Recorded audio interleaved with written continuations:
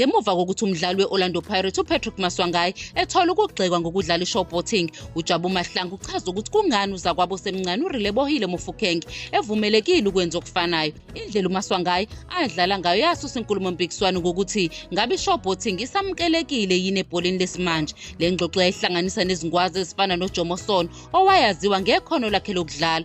uSono wabuka uMaswanganyi edansa nebhola ngesikhathi eya ngasepalini lakhe. Lokhu kwakuqhathanisa nebhola lase-England. Waveza ukuthi uMaswanganyi wayeya ngapha iqembu liya kwenye indawo. Yize uSono ejabulela ukujabulisa izihlwele, ukholwa ukuthi abadlali kufanele bahlale behambisana neziqondiso zeqembu. Ngokuphambene, uMofokeng udlale kahle ngesikhathi Bafana Bafana ihlula iSouth Sudan ngo-3-0 ngolwesibili olwedlule. uMahlangu ohlonishwa ngokudlala kwakhe kuKaizer Chiefs ucabanga ukuthi uMofokeng ngeke abhekane nokugxekwa ngokudlala i-showboating ngoba uyakwazi ukusebenzisa ikhono lakhe ngobuhlakani. Uveza ukuthi uMofokeng usemncane futhi uyafunda. Uyayazisa indlela umqeqeshi uGobros amethula ngayo kancane kancane kulo mdlalo ngaphandle kokumfakela ingcindezi. uMahlangu ubalula ukuthi njalo uma uMofokeng ethola ithuba wenza kahle. Ukholwa ukuthi uMofokeng uyasiza ekubuyiseni isitela sebhola esithokozisa abantu baseNingizimu Afrika. uMahlangu uphinde waveza ukuthi abalandeli bafuna ukubona abadlali abafana noMofokeng bekhombisa amakhono abo kunokuthi bahlale bedlala ngokusaba. Ugcizelela ukuthi abantu baseNingizimu Afrika